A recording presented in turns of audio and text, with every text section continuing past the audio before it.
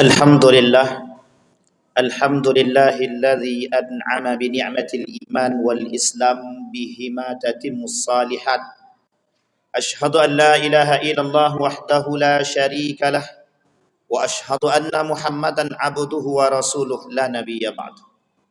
اللهم صل وسلم وبارك على هذا النبي الكريم. اللهم صل على محمد وعلى آل محمد في العالمين إنك حميد مجيد. Ittaqullaha haqqa tuqatih wa la tamutunna illa wa antum muslimun. Innallaha wa malaikatahu yusalluna 'alan nabi. Ya ayyuhalladzina amanu sallu 'alaihi wa sallimu taslima. Wa qala Allah ta'ala ya ayyuhan nasu ittaqu rabbakumul ladzi khalaqakum min nafsin wahidah wa khalaqa minha zawjaha wa batha minhuma rijalan katsiran wa nisaa'a.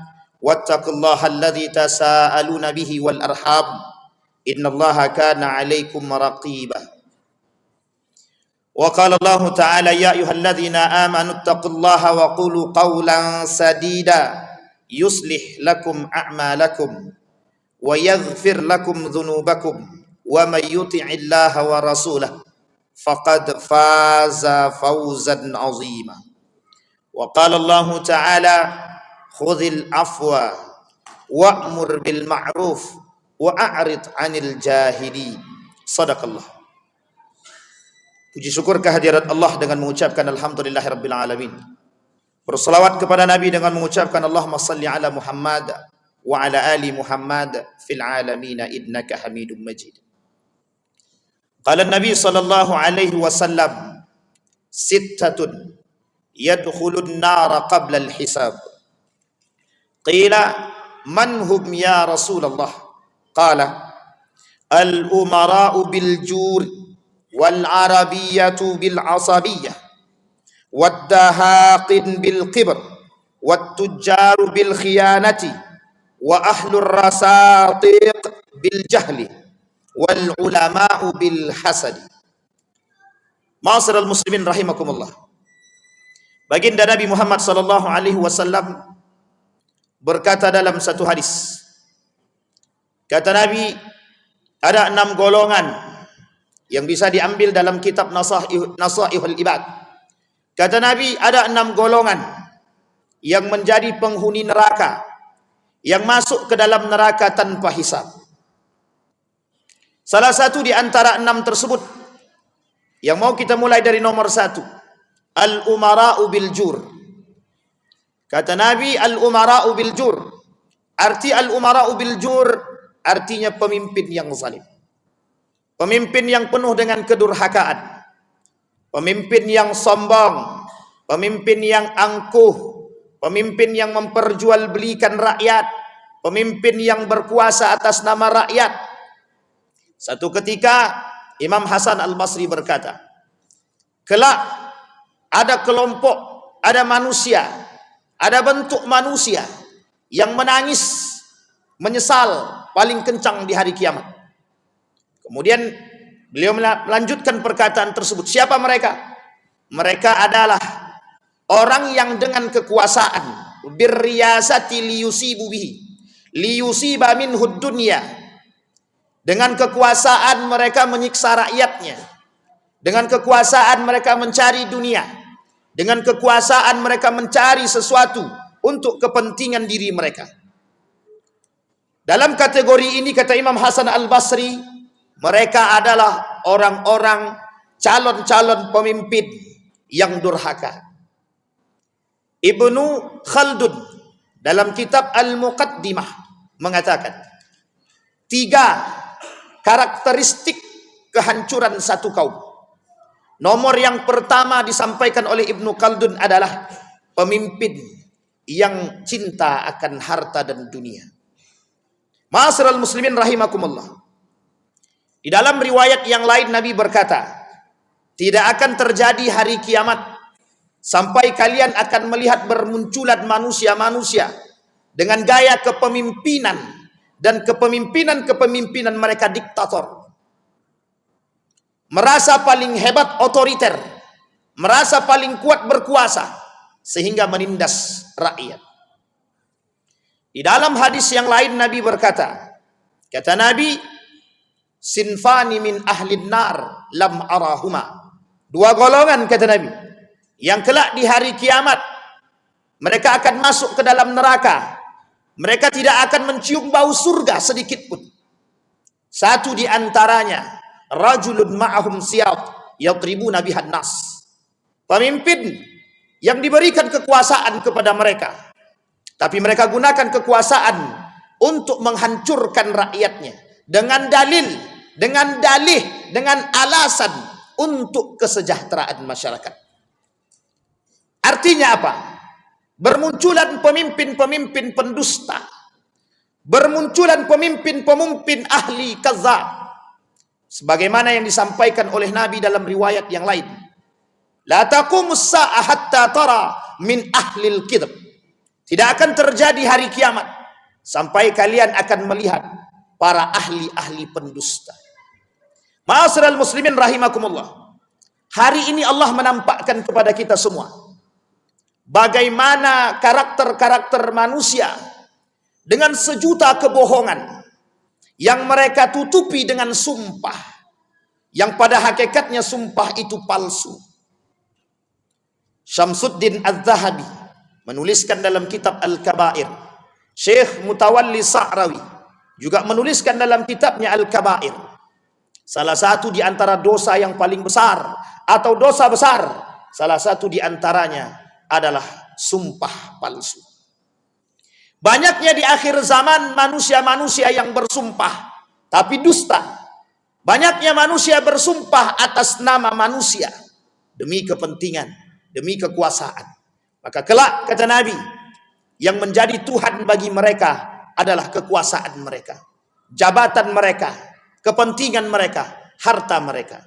Sampai Nabi katakan dalam hadisnya, la taqumus sa'ah, tidak akan terjadi hari kiamat hatta tara, sampai kalian akan melihat himmatuhum butunuhum, keinginan mereka, tekad mereka adalah perut mereka, kepentingan mereka, harta mereka. Wa syarafuhum mata'uhum, kemuliaan mereka bukan lagi pada keimanan mereka, tapi keimanan, kemuliaan mereka terletak kepada harta yang mereka miliki. Imam Al-Ghazali mengatakan, orang kelak di akhir zaman, kata beliau, yang paling mulia bukan orang beriman, tapi orang yang punya banyak harta. Maka seorang penguasa dengan kekuasaan yang dia miliki, dia mampu mengkayakan diri dia dengan cara yang dilarang oleh Allah. Sangat mungkin sekali. Maka bisa kita temukan hari ini banyak pemimpin-pemimpin yang memperkaya diri. Seorang orang yang gila pernah berkata kepada Khalifah Harun Ar-Rasyid, bertanya kepada kuburan, kemana kekayaan kalian, kekuasaan kalian, harta benda kalian? Tapi kuburan tak menjawab. Seketika Khalifah Harun Ar-Rasyid jalan. Kemudian sang orang yang majnun mengatakan kepada Khalifah Harun Ar-Rasyid, "Hei majnun." Khalifah dikatakan, "Hei orang gila." Kata orang gila. Maka berkata Khalifah Harun Ar-Rasyid, "Anta majnun am ana?" Yang gila itu ente atau saya? Kemudian orang gila melanjutkan perkataannya, "Aku bertanya kepada orang yang ada di kuburan ini, kemana harta mereka, kekuasaan mereka, kekuatan mereka? Tapi tak satu pun di antara mereka yang menjawab." Kemudian Khalifah Harun Ar-Rasyid semakin yakin dengan kegilaan orang gila tersebut. Maka dari sini ketahuan, engkau yang gila, bukan aku yang gila. Kemudian singkat daripada cerita tersebut, orang gila berkata kepada Khalifah Harun Ar-Rasyid, "Engkau kayakan dirimu, engkau besarkan istanamu, engkau berikan kekuasaan kepada panglima-panglimamu, engkau berikan kebebasan, engkau kayakan mereka, engkau jadikan mereka manja dengan harta yang kau berikan. Tapi semua itu tidak akan pernah engkau bawa ketika engkau mati, engkau tinggalkan." Seketika Khalifah Harun Ar-Rasyid berdiam dan meneteskan air mata. Kemudian Khalifah menawarkan kepada orang gila tersebut untuk menjadi penasehat di kerajaan. Dengan singkat dijawab oleh orang gila tersebut, Apakah engkau mau aku menjadi gila seperti dirimu? Seketika orang gila tersebut pergi. Ma'asyiral muslimin rahimakumullah. Dari cerita tersebut kita lihat, ketika itu Khalifah Harun ar-Rasyid yang menjadi salah satu lawan bicara daripada orang gila tersebut. Hari ini perkataan itu menjadi seolah-olah terbukti. Manusia hari ini berpikir syarafuhum mata'uhum. Kemuliaan itu bukan karena iman. Kemuliaan itu adalah karena kekayaan. Setiap orang berusaha mencari kekayaan agar dipandang mulia. Jika dia punya harta melimpah, seolah-olah menjadi manusia yang paling mulia, mampu berkuasa. Bayangkan hari ini apa yang tak bisa dilakukan dengan mereka yang punya harta. Sampai-sampai harus membeli hukum, sampai-sampai harus melakukan sesuatu yang tidak diinginkan. Mereka punya harta, sehingga bermunculan perkataan-perkataan yang menjadi simbol pada masyarakat kita hari ini. Wajar dia sombong, kan dia kaya. Wajar dia sombong, kan dia berilmu. Jadi kesombongan itu menjadi satu kewajaran bagi mereka yang kaya dan berilmu. Ma'asyiral muslimin rahimakumullah, yang menjadi tradisi hari ini. Sehingga semua orang berlomba-lomba ingin menjadi kaya. Sehingga semua orang berlomba-lomba ingin menjadi penguasa. Tapi yang tidak kita inginkan hari ini, berlomba-lomba menjadi penguasa dengan cara-cara yang tidak diinginkan oleh Allah. Bahkan menghalalkan yang haram dan mengharamkan yang halal. Membenarkan yang salah dan menyalahkan yang benar. Yang kedua, kata baginda Nabi Muhammad SAW, orang yang masuk neraka tanpa hisab, mereka yang tergolong kepada fanatisme. Fanatisme di sini dua. Satu, fanatisme atau fanatik dengan ilmu. Yang kedua, fanatik tanpa ilmu. Hari ini banyak bermunculan manusia fanatik tanpa ilmu. Hari ini bermunculan manusia-manusia fanatik terhadap golongan, bukan pada nilai-nilai agama. Mengatasnamakan agama, mengatasnamakan nilai-nilai agama. Pada hakikatnya mereka fanatik terhadap golongan, bukan agama. Mereka merasa paling hebat, paling kuat, paling bagus, paling benar. Seolah-olah surga milik mereka. Tanpa mau mencari tahu, berilmu yang lebih dan mendalam. Karena dikatakan dalam riwayat yang lain, kata Nabi, kelak di akhir zaman yurfa'ul ilmu wa yathbutul jahlu. Karena kata Nabi, sejalan dengan apa yang dikatakan Nabi, kelak di akhir zaman tuh yang banyak manusia yang bodoh, bukan yang berilmu. Bahkan kata Imam Nawawi, berilmu tapi mereka gunakan ilmu yang diberi oleh Allah untuk mencari dunia. Ketika dalam satu hadis qudsi dikatakan, kata Allah, qala Nabi sallallahu alaihi wasallam wa qala Allah taala, "Fima ta'allamta al-ilma wa qara'ta al-Qur'an." Kemudian dijawab oleh hamba tersebut, "Ta'allamtul ilma wa qara'tul Qur'ana fika." Kemudian Allah berkata, "Wa yaqulullah kadzdzabta." Engkau dusta, kata. "Wa taqulul malaika kadzdzabta." Kemudian malaikat berkata, engkau dusta. "Ta'allamtal ilma liyuqalu 'aliman wa qara'tal Qur'ana liyuqalu qari'an." Sampai dikatakan oleh Allah dalam hadis qudsi, manusia belajar ilmu biar dipanggil alim. Manusia pandai membaca Al-Quran biar dipanggil qari.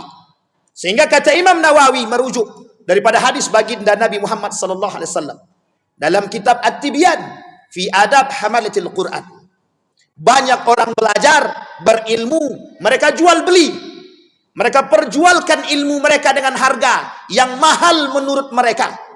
Sesungguhnya menurut Allah itu dengan harga yang murah. Ma'asyiral muslimin rahimakumullah, kejadian ini semakin tampak di hadapan kita. Banyak orang yang merasa pintar, pada hakikatnya mereka tidak pintar. Banyak orang yang merasa berilmu, Setiap orang bisa mencampuri, merasa berilmu, mereka berhak mencampuri setiap urusan orang lain yang bukan haknya. Bahkan di tempat-tempat tertentu disediakan orang-orang yang memang bukan ahlinya pada bidangnya.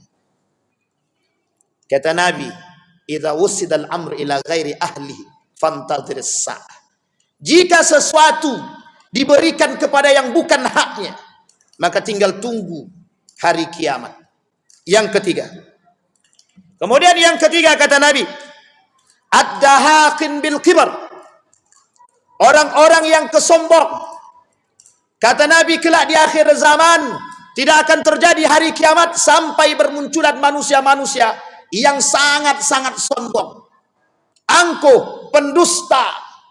Sampai-sampai dalam satu hadis Nabi kata, bermunculan manusia-manusia menyerupai Dajjal secara sifat. Bukan Dajjal beneran, tapi manusia bersifat Dajjal. Angkuhnya, sombongnya, pendustanya. Sehingga hari ini kita melihat dengan mata kepala kita sendiri. Bukan hanya orang kaya yang sombong, bahkan orang fakir pun ikut sombong. Sampai-sampai dikatakan oleh Allah di dalam hadis qudsi, Nabi berkata dalam hadis qudsi, qala Nabi sallallahu alaihi wasallam wa qala Allah taala, abghadu thalathan wa bughdi li thalathin ashad. Aku membenci 3 perkara, tapi kebencianku terhadap 3 perkara jauh lebih aku benci. Abghadul ghaniyul mutakabbir wa al-masakin wal fakir mutakabbir asyaddu. Aku benci orang kaya yang sombong, orang kaya yang kibar, merasa paling kaya, tapi kemurkaanku, kebencianku terhadap orang miskin yang sombong jauh lebih aku benci. Bahkan di dalam riwayat yang lain Nabi berkata, termasuk salah satu di antara 9 golongan orang yang tidak diajak berbicara oleh Allah, tidak disucikan oleh Allah, tidak dilihat oleh Allah, bagi mereka azab yang sangat pedih. Siapa mereka? Orang miskin yang sombong. Hari ini manusia sombong dengan kekuasaan mereka. Mereka sombong dengan harta mereka. Apakah mereka tidak melihat bagaimana karakter Fir'aun yang Allah sebutkan di dalam Al-Quran? Saking sombongnya Fir'aun mengaku Tuhan. Hari ini tidak ada manusia mengaku Tuhan, tapi berkarakter seperti Tuhan. Seolah-olah diri mereka lebih daripada Tuhan, mampu melakukan sesuatu seperti Tuhan. Itu yang terjadi hari ini. Mereka sombong dengan harta, seolah-olah kekayaan mereka seperti Qarun. Bahkan Qarun kunci brankasnya terbuat dari emas, diangkat oleh 10 orang. Hari ini manusia mencoba merasa lebih kaya daripada Qarun. Mereka tak lihat ending daripada perkataan Allah subhanahu wa ta'ala. Apa yang Allah lakukan bagi mereka yang sombong? Apa yang Allah lakukan bagi Fir'aun? Apa yang Allah lakukan pada Qarun? Itu pelajaran bagi orang-orang yang beriman, terkhusus orang-orang yang dicintai oleh Allah. Maka agama nasihat, ad-din an-nasihah, liman? Lillahi wali rasulihi wali kitabihi wali a'immatil mursalin wa ammatihim. Agama itu nasihat bagi kita semua, agar kita bisa memetik pelajaran. Kalimat yang terkandung di dalam Al-Quran, salah satu penghinaan terhadap Allah dan Rasulnya dan Al-Quran, ketika orang-orang muslim, orang-orang beriman, tidak mau mengambil pelajaran dari apa yang tertera di dalam Al-Quran. Mereka merasa akal lebih tinggi daripada Al-Quran dan wahyu. Itulah karakter manusia hari ini. Keberhasilan kaum liberalisme membuat manusia jauh daripada nilai-nilai agama tampak. Maka tersisa orang-orang yang benar-benar beruntung, kata Nabi. Tuba lil ghuraba. Siapa mereka yang beruntung, kata Nabi? Orang-orang yang berpegang teguh dengan nilai-nilai agama, yang masih berpegang teguh dengan Al-Quran dan Sunnah. Maka inilah yang dikatakan oleh Nabi, orang-orang yang kelak beruntung di akhir zaman. Fa'tabiru ya ulil absar la'allakum tuflihun. اللهم صل وسلم وبارك على سيدنا ومولانا محمد وعلى آله وأصحابه أجمعين.